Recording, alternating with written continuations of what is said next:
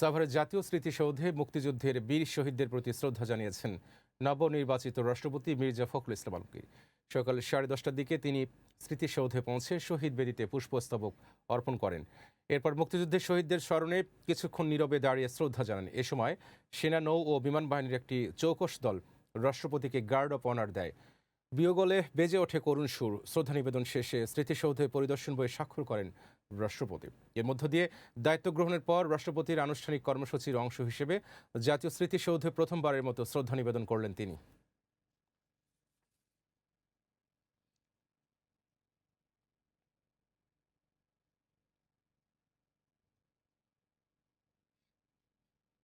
Gas সংকটে ফের অচলাবস্থার মুখে চট্টগ্রামের শিল্প খাত। মহেশখালীর একটি এলএনজি টার্মিনাল বন্ধ হয়ে যাওয়ায় নতুন করে তীব্র হয়েছে সংকট।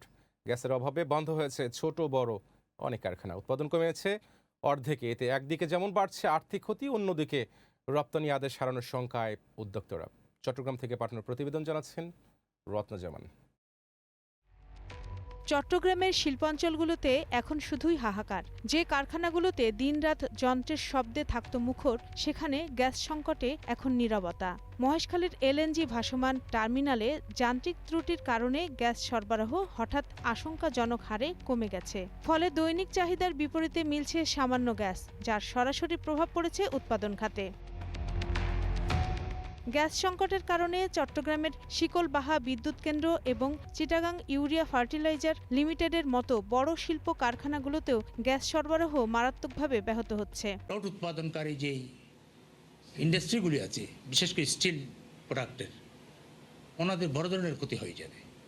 অলরেডি আমাদের 2-1টা ফ্যাক্টরি বন্ধ হয়ে গেছে এবং ওনারা ব্যাংকের ঋণের জালে আটকে গেছে। গ্যাস নির্ভর নিটিং, ডাইং ও প্রিন্টিং সহ টেক্সটাইল মিলগুলোর পাশাপাশি সংকটে পড়েছে রড, সিমেন্ট ও খাদ্যসহ প্রায় সব শিল্প। জুলাইয়ে রেকর্ড রপ্তানি হলেও আগস্টে গ্যাস বিদ্যুৎ সংকটের প্রভাব পড়ছে আমদানি রপ্তানি কার্যক্রমেও। সাপ্লাই চেইনটা আমাদের মধ্যে এখানে বাধাগ্রস্ত হচ্ছে, কারণ আমরা ফেব্রিকটা অন টাইমে পাচ্ছি না। কারণ ওরা ফেব্রিক প্রোডাকশন করতে পারে, নিটিংটা করতে পারলে কিন্তু ওরা ডাইংটা করতে পারছে না, প্রিন্টিংটা করতে পারছে না। সময় মতো পণ্য উৎপাদন করতে না পারায় আন্তর্জাতিক ক্রেতাদের আস্থা ও বড় বড় বৈশ্বিক রপ্তানি আদেশ হারানোর ঝুঁকিতে রয়েছেন উদ্যোক্তারা। গ্যাস ছাড়া কারখানা চলবে সেটা চিন্তা করা যায় না, এবং এর মাধ্যমে যে ক্ষতিটা হচ্ছে সেই ক্ষতিটা কিন্তু অপূরণীয় ক্ষতি। আমরা কিন্তু আমাদের বায়ারদের কাছে মুখ রাখতে পারছি না। চট্টগ্রামে প্রতিদিন গ্যাসের চাহিদা 260 থেকে 310 মিলিয়ন ঘনফুট হলেও এখন মহেশখালী ভাসমান টার্মিনাল থেকে গ্যাস মিলছে মাত্র 175 মিলিয়ন ঘনফুট। সরবরাহটা যখন কমায় তখন ওই সরবরাহ কমার সাথে প্রেসারটাও ফল করে। কেজিডিসিএল বলছে টার্মিনালের কারিগরি ত্রুটি পুরোপুরি মেরামত এবং নতুন এলএনজি বাহী কার্গো না আসা পর্যন্ত দ্রুত পরিস্থিতির উন্নতির সম্ভাবনা কম। গ্যাস সংকট দ্রুত সমাধান না হলে উৎপাদন আরও কমে যাওয়ার পাশাপাশি ক্রয়াদেশ বাতিল হয়ে তা প্রতিযোগী দেশগুলোর হাতে চলে যাওয়ার আশঙ্কা করছেন চট্টগ্রামের শিল্প উদ্যোক্তারা। রত্না জামান, গ্রিন নিউজ ডেস্ক। গ্যাস সংকটে নরসিংদীতে টেক্সটাইল, ডাইং, নিটিং ও স্পিনিং সহ বিভিন্ন শিল্প কারখানার উৎপাদন নেমেছে অর্ধেকে। এমনকি বন্ধ হয়ে গেছে অনেক কারখানা। ব্যবসায়ীদের দাবি, গ্যাসের সুষম বণ্টন নিশ্চিত করা গেলে শিল্প খাতকে রক্ষা করা সম্ভব। নরসিংদী প্রতিনিধি হিমেলদের প্রতিবেদন জানাচ্ছেন সুরাইয়া অনু। তৈরি পোশাক ও শিল্প কারখানার নগরী হিসেবে পরিচিত নরসিংদীতে তীব্র গ্যাস সংকটে নাকাল ব্যবসায়ীরা। গত 1 মাস ধরে গ্যাসের চাপ কম থাকায় মাধবদী, শেখেরচর ও চৌয়ালা এলাকা টেক্সটাইল, ডাইং, নিটিং ও স্পিনিং কারখানাগুলোতে নেমে এসেছে উৎপাদন ধস। বন্ধ হয়ে গেছে বেশ কিছু কারখানা। 1 মাসের উপর ধরে আমাদের মিলে কোনো গ্যাস নাই, তার জন্য বয়লার চলে না, একবারে প্রোডাকশন একবারে শূন্যতে আছে। শিল্প কারখানার মধ্যে আমাদের গ্যাস নাই, এই কারণে আমরা প্রায় শত শত শ্রমিক বসে আছি। গ্যাস সংকটের কারণে উৎপাদন ব্যাহত হওয়ায় সময়মতো বিদেশি ক্রেতাদের কাছে পণ্য সরবরাহ নিয়েও তৈরি হয়েছে অনিশ্চয়তা। আমার যেখানে প্রায় 45 টন প্রোডাকশন দেওয়ার কথা, সেখানে আমার এখন প্রোডাকশন হয় 12 টন বা 10 টন বা 15 টন, যা দিয়ে আসলে আমরা বায়ারদের কোনো রিকোয়ারমেন্টই ফিল আপ করতে পারবো না। আমরা দিনে দিনে আমাদের বায়ারের থেকে কনফিডেন্স এবং ট্রাস্ট আমরা হারাচ্ছি। তারা আমাদেরকে লং টার্ম প্ল্যান করতে পারতেছে না। ব্যবসায়ী নেতারা বলছেন ঘোড়াশাল পলাশ সার কারখানায় গ্যাস সরবরাহের পাশাপাশি জেলার অন্যান্য উৎপাদনমুখী শিল্প প্রতিষ্ঠানেও গ্যাস সরবরাহ নিশ্চিত করা গেলে শিল্প খাতকে সচল রাখা সম্ভব। যে 70% কাপড় যোগান আমরা বাবুরহাট থেকে দেই, তো এখন আমাদের লক্ষ লক্ষ শ্রমিক এই কাজে ব্যস্ত, এই লক্ষ লক্ষ শ্রমিক বাইরে তো সব অকেজু হয়ে যাচ্ছে। বাংলাদেশের প্রত্যেকটি সেক্টরকেই বাঁচিয়ে রাখা দরকার। ফার্টিলাইজারকে যেরকম বাঁচিয়ে রাখা দরকার, বিদ্যুৎ উৎপাদনকে যেরকম প্রায়োরিটি দেওয়া দরকার, সেই সাথে শিল্প উদ্যোক্তাদেরকেও প্রায়োরিটি দেওয়া দরকার, কারণ একটার সাথে ওতপ্রোতভাবে জড়িত। এদিকে তিতাস গ্যাস কর্তৃপক্ষ বলছে অগ্রাধিকার ভিত্তিতে সার কারখানায় সরবরাহের পর প্রাপ্যতা অনুযায়ী গ্যাস দেওয়া হচ্ছে। গ্যাসের সরবরাহ কম থাকায় আমরা এই নরসিংদীতে পলাশ ঘোড়াশাল ফার্টিলাইজার ফ্যাক্টরি চালু রাখা হচ্ছে। এটা প্রায়োরিটি বেসিসে আমরা এটা চালু রাখছি এবং সার কারখানার প্রয়োজনীয় গ্যাস সরবরাহ করার পরে আমরা যতটুকু গ্যাস পাই সেটা আমরা চেষ্টা করি প্রথমে আবাসিক গ্রাহকদের জন্য। সার উৎপাদনের পাশাপাশি দেশের উৎপাদনমুখী শিল্প প্রতিষ্ঠানগুলো সচল রাখতে গ্যাস সরবরাহে সুষম বণ্টন করবে কর্তৃপক্ষ, দাবি ব্যবসায়ীদের। সুরাইয়া অনু, গ্রিন নিউজ ডেস্ক। গ্যাস সংকট ও লোডশেডিংয়ে নারায়ণগঞ্জের রূপগঞ্জে ব্যাহত হচ্ছে কলকারখানার উৎপাদন। কয়েক মাস ধরে ঘন ঘন বিদ্যুৎ বিভ্রাট এবং ভোল্টেজ ওঠানামায় উৎপাদন কার্যক্রম ব্যাহত হচ্ছে। নির্ধারিত সময়ে পণ্য উৎপাদন করতে না পারায় আর্থিক ক্ষতির মুখে মালিকরা। রূপগঞ্জ প্রতিনিধি সাইফুল ইসলামের প্রতিবেদন জানাচ্ছেন রত্না জামান। প্রায় ৩,০০০ ছোট বড় শিল্প কারখানা রয়েছে রূপগঞ্জে, আর এসব প্রতিষ্ঠানে কয়েক লাখ শ্রমিক কাজ করেন। কয়েক মাস ধরে এসব শিল্প কারখানায় ঘন ঘন বিদ্যুৎ বিভ্রাট এবং ভোল্টেজের ওঠানামায় উৎপাদন কার্যক্রম ব্যাহত হচ্ছে। বর্তমানে সংকট আরও বেড়েছে। শ্রমিকদের বেতন সহ আনুষঙ্গিক খরচ চালাতে হিমশিম খেতে হচ্ছে শিল্প মালিকদের। অনেক অর্ডার আমাদের এখান থেকে কমে যাচ্ছে এবং সেই অর্ডারগুলো আমাদের আশেপাশে যে দেশগুলো আছে সেখানে চলে যাচ্ছে। এদিকে সিএনজি পাম্পগুলোতেও দীর্ঘ লাইন ধরেও গ্যাস পাচ্ছেন না যানবাহন চালকরা। গ্যাস না থাকায় অনেক পাম্প বন্ধ হয়ে গেছে। আমি তিতাস অফিসে ফোন দিয়েছিলাম, আমাদের এই ব্রাঞ্চে, বরপুর ব্রাঞ্চে, রূপসী ব্রাঞ্চে। ওরা বললো যে আমাদের টার্মিনাল লাগে 2টা, সাবির টার্মিনাল থেকে বর্তমান সাপ্লাই করছে, আরেকটা টার্মিনাল টোটালি বন্ধ, ওটা নাকি এলএনজি প্রবলেম আছে। নারায়ণগঞ্জ পল্লী বিদ্যুৎ কর্মকর্তা জানান, এখানে বিদ্যুতের চাহিদা 240 মেগাওয়াট থাকলেও মিলছে না পর্যাপ্ত পরিমাণের বিদ্যুৎ, ফলে অতিরিক্ত লোডশেডিং দেখা দিচ্ছে। অনেক কমে আসছে এবং এটা 10%-এর কাছাকাছি চলে আসছে। আশা করা যায় কমে আসবে, আশা করা যায় আরো ভালো হবে। নারায়ণগঞ্জ 1 আসনের সংসদ সদস্য জানান, 2,500-এ একটি বিদ্যুতের সাব স্টেশন চালু হলে শতভাগ বিদ্যুৎ পাবে রূপগঞ্জ 2,500 শিল্পাঞ্চল। এছাড়া গ্যাসের সমস্যা দূর করতে কাজ করছে সরকার। বিভিন্ন দেশের কোম্পানিরা বাংলাদেশে আসতেছে, কারণ গ্যাসের সমস্যাটা এটা কিছুদিনের জন্য এই সমস্যাটা দেখা দিয়েছে। এটা বিগত সরকারের কারণে এই সমস্যাটা হয়েছে। ইনশাল্লাহ আমরা এটা কয়েকদিনের মধ্যে আমরা ওভারকাম হয়ে যাচ্ছি। রপ্তানিমুখী শিল্প প্রতিষ্ঠানগুলো টিকিয়ে রাখতে হলে দ্রুত গ্যাস ও বিদ্যুৎ সংকট দূর করতে হবে বলছেন সংশ্লিষ্টরা। রত্না জামান, গ্রিন নিউজ ডেস্ক।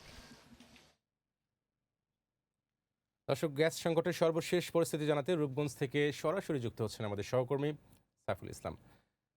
সাইফুল, আমরা জানি যে রূপগঞ্জ একটি শিল্প এলাকা, সুতরাং শিল্প এলাকা হিসেবে এখানকার শিল্প কারখানাগুলোর বর্তমান কী অবস্থা, উৎপাদন কমে যাওয়ার কি বলছেন মালিকরা? ধন্যবাদ হাবিব আপনাকে। আপনি যেমনটা বলছিলেন, আজকে কয়েক মাস ধরে গ্যাসের তীব্র সংকট এই রূপগঞ্জে রয়েছে। আমি এই মুহূর্তে অবস্থান করছি তারাবো পৌরসভায়। আপনারা জানেন এই তারাবো পৌরসভাটি এক মানে প্রথম শ্রেণীর পৌরসভা এবং এই পৌরসভা এলাকার মধ্যে প্রায় 1,000-এর মতো কিন্তু ছোট বড় শিল্প কলকারখানা রয়েছে। আমরা এখানকার যারা শিল্প কলকারখানার মালিক রয়েছে তাদের সঙ্গে কথা বলেছি। তারা আমাদেরকে যেমনটা জানিয়েছেন যে এই তীব্র গ্যাস সংকটের কারণে কিন্তু তারা উৎপাদন শতভাগ করতে পারছেন না। তারা বিভিন্ন ডিজেল ব্যবহার করে বিভিন্ন জেনারেটরের মাধ্যমে বিদ্যুৎ কারখানা চালাচ্ছেন, কিন্তু তাদের ব্যয় অনেকটা বেড়ে গেছে। তবে যদি সমাধান না হয় তাহলে বন্ধ হয়ে যেতে পারে এইসব শিল্প কলকারখানা। এতে তো আপনাদের জানেন যে আমাদের স্থানীয় সংসদ সদস্য রয়েছেন মোস্তাফিজুর রহমান মিয়ানপুর, তার সঙ্গে আমরা আজকেই কথা বলেছি। উনি যেমনটা বলেছেন, উনি বলেছেন যে এই গ্যাস সংকট সমাধানের লক্ষ্যে সরকার কাজ করছে। বিগত আওয়ামী লীগ সরকারের আমলে কিন্তু এই গ্যাস সংকটের সমস্যাটা তারা রেখে গেছে। তবে তারা আশা করছেন, বর্তমান সরকার আশা করছেন দ্রুত এই গ্যাস সমস্যা সমাধান করবেন। হাবিব। সাইফুল, আপনাকে অসংখ্য ধন্যবাদ। দর্শক, রূপগঞ্জ থেকে গ্যাসের সর্বশেষ পরিস্থিতি সম্পর্কে জানাচ্ছেন আমাদের সহকর্মী সাইফুল ইসলাম। দর্শক, রূপগঞ্জের মতো গ্যাসের সংকট দেখা দিয়েছে সাভার এবং এর আশেপাশের এলাকায়। গ্যাস সংকটে সাভার ও আশেপাশের এলাকার শিল্প কারখানার খবর জানাতে আশুলিয়া থেকে যুক্ত হচ্ছেন সহকর্মী শামীম ইকবাল। শামীম, শিল্প কারখানার উৎপাদন কি পরিমাণ চলছে, কারখানার মালিকরা কি বলছেন, এতে জানাবেন আমাদেরকে।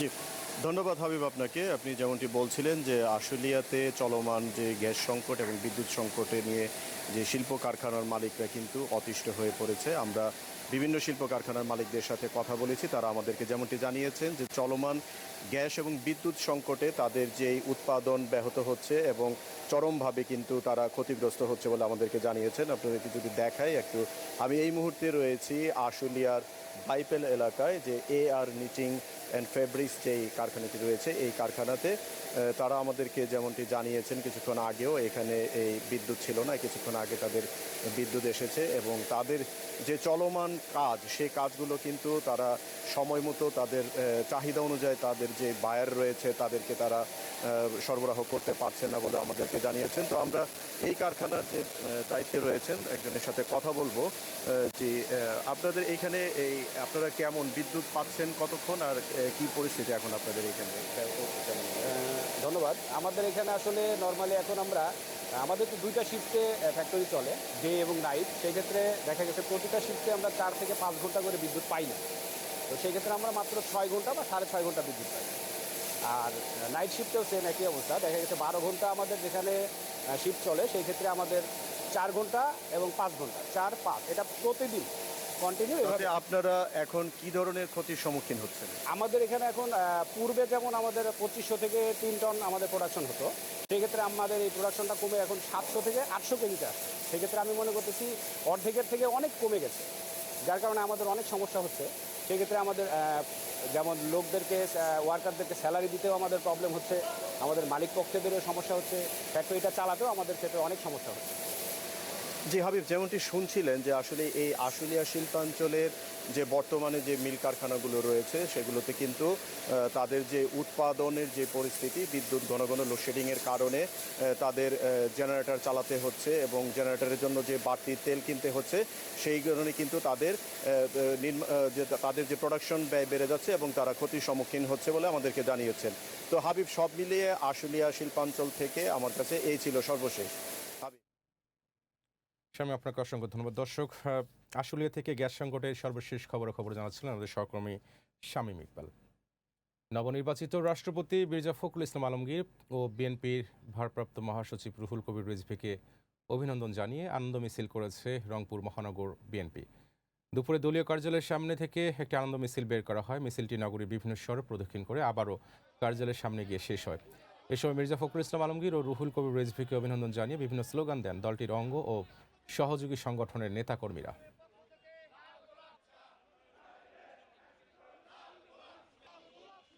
যিনি সবকিছু বিচার বিশ্লেষণ করে এই দায়িত্বগুলো দিয়েছেন তাকেও আমরা রংপুর মহানগর বিএনপির পক্ষ থেকে অভিনন্দন। আমাদের এই দুজন প্রিয় অভিভাবকের নেতৃত্বে আগামীতে আমাদের রংপুরের নাগরিক যে সমস্যাগুলো আছে বা নাগরিকদের যে প্রাপ্য হকগুলো আছে সেই হকগুলো আমরা আদায় করতে সমর্থ হব। জামালপুরের সরিষাবাড়িতে ঝিনাই নদীর উপর ভেঙে পড়া সেতুটি 7 বছরও সংস্কার হয়নি। 2020 সালের বন্যায় সেতুটির মাঝের অংশ ভেঙে যাওয়ায় দুই পাড়ে লক্ষাধিক মানুষ চরম দুর্ভোগে পড়েছেন। তবে সেতু নির্মাণের আশ্বাস দিয়েছেন LGD কর্মকর্তা। Zerin জামানের desk report. 2020 সালের বন্যায় সরিষাবাড়ি উপজেলার কামরাবাদ ইউনিয়নের ঝিনাই নদীর উপর নির্মিত সেতুটির মাঝের অংশ ভেঙে যায়। এরপর কেটে গেছে 7 বছর, তবুও পুনর্নির্মাণ করা হয়নি সেতুটি। এতে দুর্ভোগে পড়েছেন চররোহা, চরনান্দিনা, বড়বাড়িয়া, বীর বড়বাড়িয়া সহ আশপাশের প্রায় লক্ষাধিক মানুষ। শুষ্ক মৌসুমে কাঠের সাঁকো এবং বন্যার সময় নদীর পানি বেড়ে গেলে নৌকা দিয়ে চলাচল করতে হয় স্থানীয়দের। সেই ভাঙ্গা বীজ আজ 7 বছর ধরে ভাঙ্গে গেছে, খুবই যাতায়াত কষ্ট। নগদে পার হই, নগদ ঠিক মতো পাওয়া যায় না, আর সকল সময় সাগরে পার হই। বৃদ্ধ মানুষ, রোগী যাইতে সমস্যা হয়। সেতুটি ভেঙে যাওয়ায় কৃষিপণ্য পরিবহন থেকে শুরু করে শিক্ষার্থী ও রোগীদের যাতায়াতের সব ক্ষেত্রে ভোগান্তি পোহাতে হচ্ছে। ব্রিজটা ভাঙার কারণে আমরা সময় মতো স্কুলে যেতে পারি না, নৌকার জন্য ওয়েট করতে করতে আমাদের স্কুলের সময় হয়ে যায়। তো তাতে আমাদের অনেক ধরনের সমস্যা হয়, যেমন স্যারেরা অনেক সময় বকাঝকা করে বা আমাদের ক্লাস মিস হয়। ধান পাট যাই কিছু আবাদ করি, ব্রিজ ব্যাগের 8 বাজারও নেওয়া হয় না, যাই কিছু খেত কয় কম ধরে হইলেও বেশি আলার লাগে। সরকারের কাছে দাবি আমাদের একটাই, অতি তাড়াতাড়ি যেন ব্রিজটা করে দেওয়া হয়। তবে এলজিইডি কর্মকর্তা জানান বরাদ্দ পেলে দ্রুতই কাজ শুরু করা হবে। দ্রুতগতিতে ব্রিজটি বাস্তবায়নের স্বার্থে আমরা আমাদের উপজেলা, ইউনিয়ন এবং গ্রাম সড়কে গুরুত্বপূর্ণ ব্রিজ নির্মাণ প্রকল্প 2য় পর্যায়ে এই প্রকল্পটি প্রস্তাব প্রেরণ করা হয়েছে। বরাদ্দ পেলে, প্রয়োজনীয় বরাদ্দ পেলে আমাদের কাজটি টেন্ডারের মতো বাস্তবায়ন হবে। দ্রুতই সেতুটি সংস্কার বা পুনর্নির্মাণের দাবি জানিয়েছেন এলাকাবাসী। জেরিন জামান, গ্রিন নিউজ ডেস্ক। সপ্তাহ ব্যবধানে কিছুটা স্বস্তি ফিরেছে সবজির বাজারে, তবে চড়া মাছ, মাংস, ডিমের দর। কেজিতে 20 টাকা বেড়েছে ব্রয়লার মুরগির দর। প্রতি কেজি খাসির মাংস বিক্রি হচ্ছে 1200 টাকায়, গরু মাংস কিনতে গুনতে হচ্ছে 800 টাকায়। এছাড়া হালিতে 10 টাকা বেড়েছে ডিমের দাম। আর আগের তুলনায় বেশি দামে বিক্রি হচ্ছে প্রায় সব ধরনের মাছের দাম।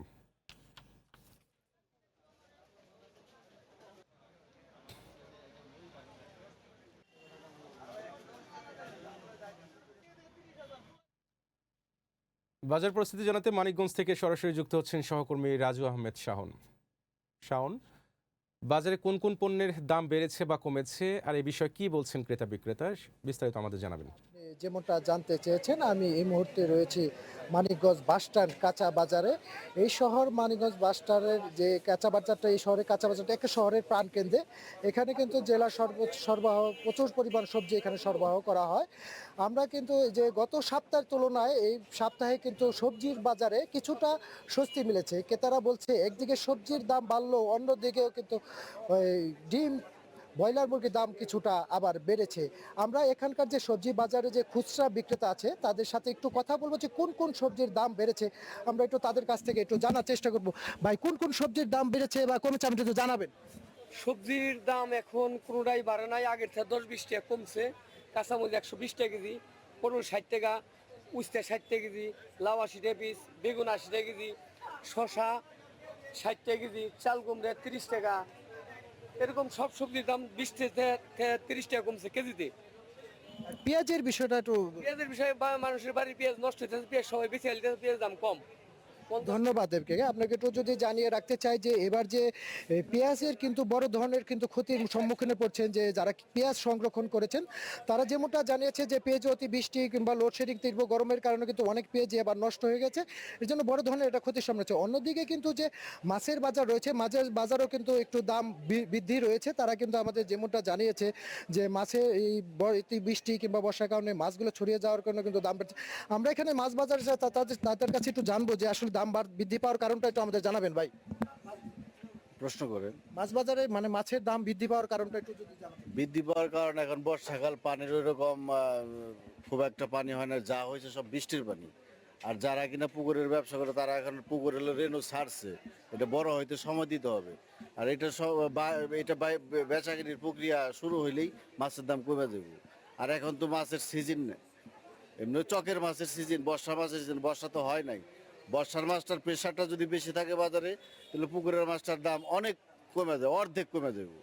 ধন্যবাদ তাকে। আমরা কিন্তু তাদের কাছে জানছিলাম যে মাছের দাম বৃদ্ধি পাওয়ার কারণ কি। অন্যদিকে যে কিন্তু ডিমের বাজার কিন্তু দাম বৃদ্ধি পেয়েছে। ব্রয়লার মুরগি বৃদ্ধি পেয়ে গত সপ্তাহে 190 টাকা ছিল, এই বৃদ্ধি পেয়ে কিন্তু এই সপ্তাহে 210 টাকা কেজি কিন্তু বিক্রি হচ্ছে।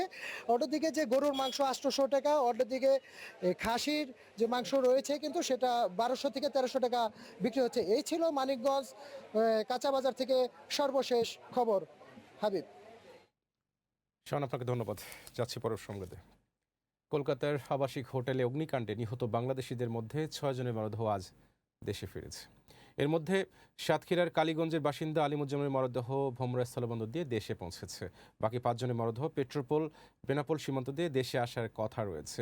এছাড়া রেবতী সরকারের মরদেহ ভারতে দাফনের সিদ্ধান্ত নিয়েছে তার পরিবার। গত 19 আগস্ট ভোরে কলকাতার নিউ মার্কেট এলাকার মির্জা গালিব স্ট্রিটের শিখাইন হোটেলে ভয়াবহ অগ্নিকাণ্ডে 9 জন নিহত হন। তাদের মধ্যে 7 জন বাংলাদেশি নাগরিক। প্রিয়জনের মরদেহ গ্রহণ করতে বেনাপোল ও ভোমরা সীমান্তে অপেক্ষা করছেন স্বজনরা।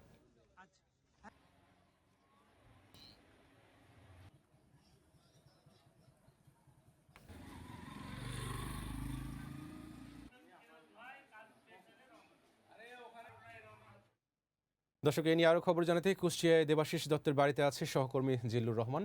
তিনি সরাসরি যুক্ত হচ্ছেন আমাদের সাথে। জিল্লুর, মরদেহ কখন এসে পৌঁছাবে, কি বলছেন স্বজনরা, বিস্তারিত জানাবেন আমাদেরকে।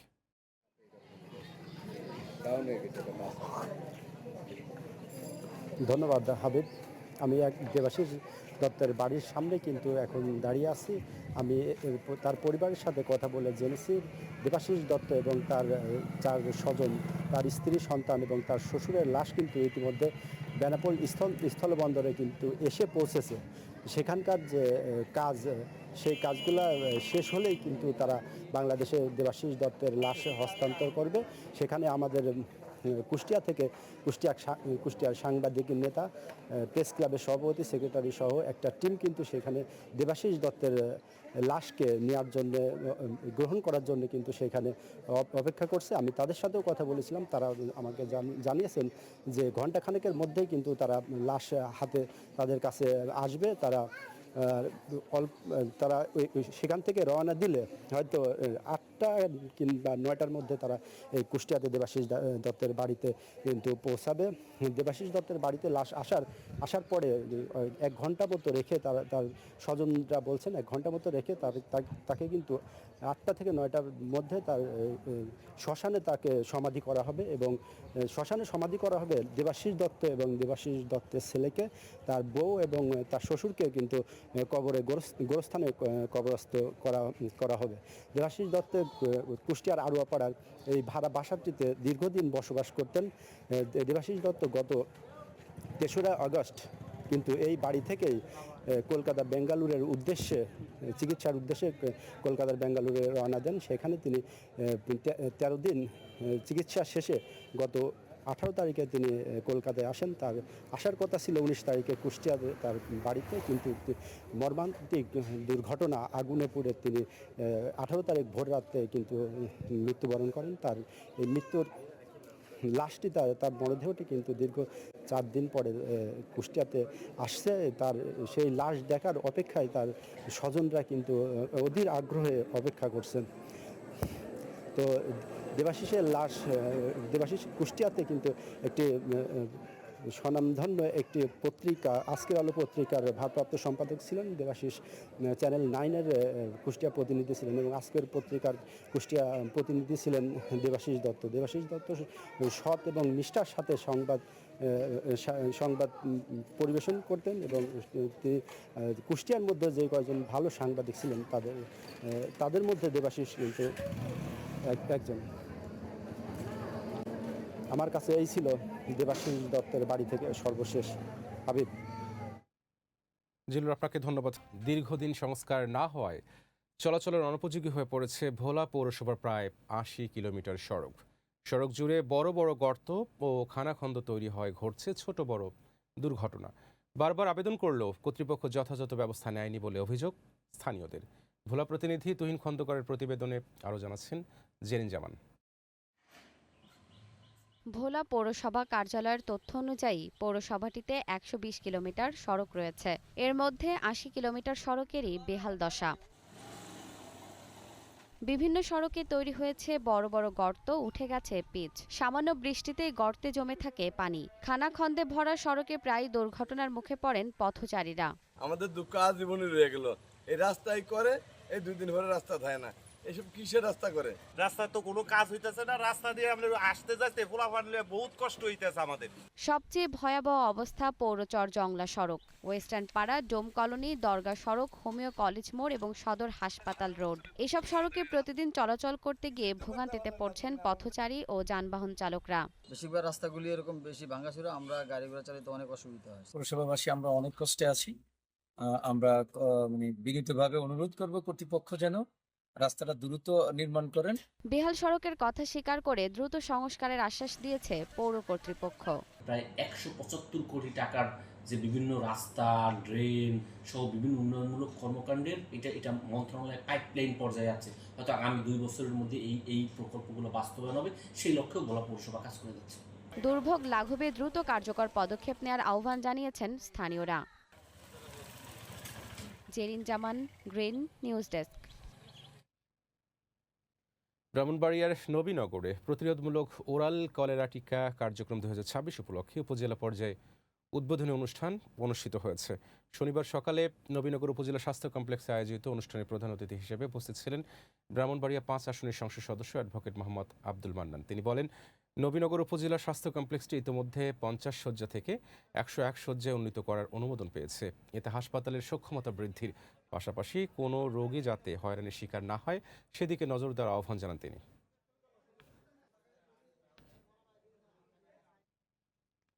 আড়াই ঘন্টা বন্ধ থাকার পর জয়পুরহাট সান্তাহার পার্বতীপুর রুটে ট্রেন চলাচল স্বাভাবিক হয়েছে। সকাল 9টার দিকে চিলাহাটি থেকে ছেড়ে আসা বরেন্দ্র এক্সপ্রেস জয়পুরহাটের পুরোনাপৈল এলাকায় পৌঁছালে ট্রেনের চাকার একটি স্প্রিং ভেঙে যায়। এতে বন্ধ হয়ে যায় জয়পুরহাট সহ সান্তাহার পার্বতীপুর রুটের ট্রেন চলাচল। ফলে অনেক যাত্রী বাধ্য হয়ে বিকল্প পরিবহনে গন্তব্যে যাওয়ার চেষ্টা করেন। পরে উদ্ধারকর্মীরা ঘটনাস্থলে গিয়ে চাকা মেরামত করলে প্রায় আড়াই ঘন্টা পর ট্রেনটি সচল হয়।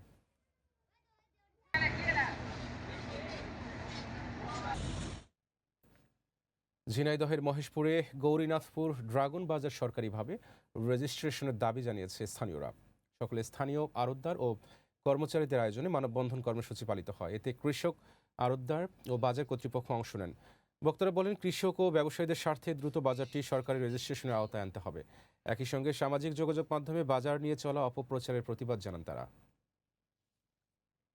হিমাগার থেকে আলু বের করতে না পারায় বিপাকে রাজশাহীর কৃষক ও ব্যবসায়ীরা। নষ্ট হচ্ছে বিপুল পরিমাণ আলু। চলতি মৌসুমে রাজশাহীতে আলুর বাম্পার ফলন হলো, ভালো দামের আশায় হিমাগারে রেখে ক্ষতির মুখে কৃষক ও ব্যবসায়ীরা। কৃষি বিপণন অধিদপ্তর জানায়, জেলার 39টি হিমাগার মোট 4,33,250 মেট্রিক টন আলু সংরক্ষণের সক্ষমতা রয়েছে। কিন্তু উৎপাদন বেশি হয় হিমাগারের ধারণ ক্ষমতার অতিরিক্ত আলু সংরক্ষণ করা হয়।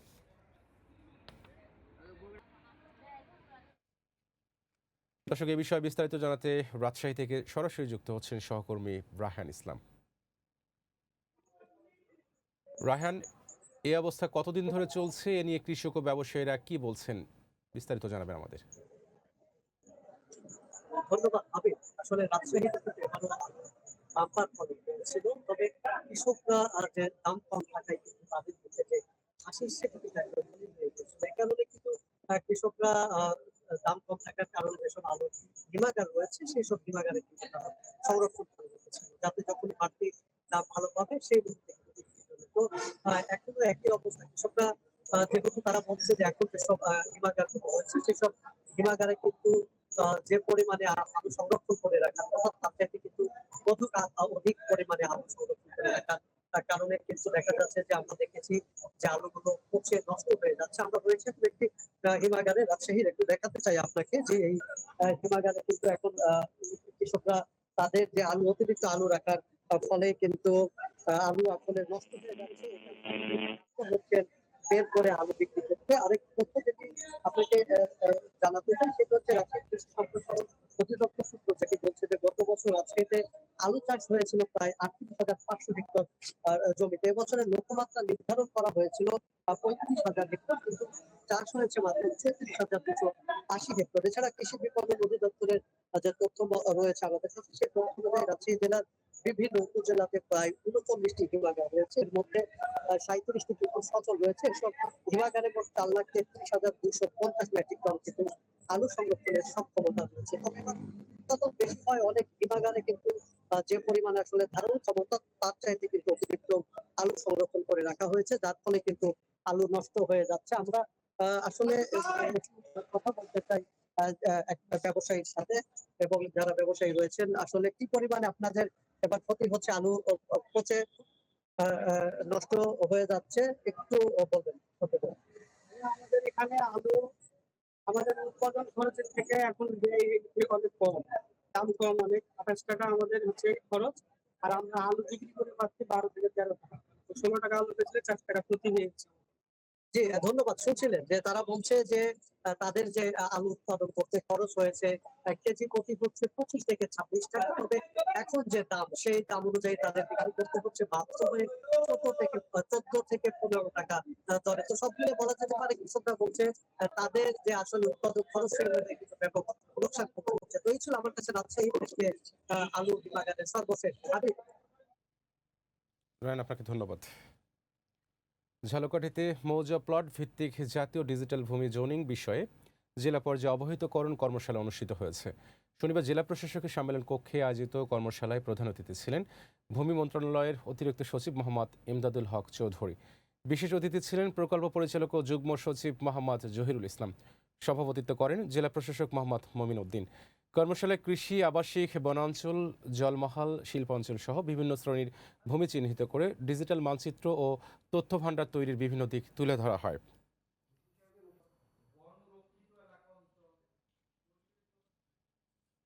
মির্জা ফখরুল ইসলাম আলমগীর রাষ্ট্রপতি নির্বাচিত হয় ঠাকুরগাঁয়ে মিষ্টি বিতরণ করছেন জেলার সাংবাদিকরা। দুপুরে ঠাকুরগাঁও প্রেস ক্লাব চত্বরে মিষ্টি বিতরণের সময় প্রেস ক্লাবের সভাপতি লুৎফর রহমান মিঠু, সাধারণ সম্পাদক তানভীর হাসান তানু, টিভি জার্নালিস্টের সভাপতি পার্থ সারথী দাস, সাধারণ সম্পাদক রফিকুল ইসলাম রোহান সহ জেলা উপজেলা পর্যায়ে সাংবাদিকরা উপস্থিত ছিলেন। এ সময় সংবাদ মাধ্যমের ভবিষ্যৎ নিয়ে আলোচনার পাশাপাশি একটি সুন্দর রাষ্ট্র গঠন করবেন রাষ্ট্রপতি মির্জা ফখরুল ইসলাম আলমগীর, এমন প্রত্যাশার কথা জানান সাংবাদিক নেতারা।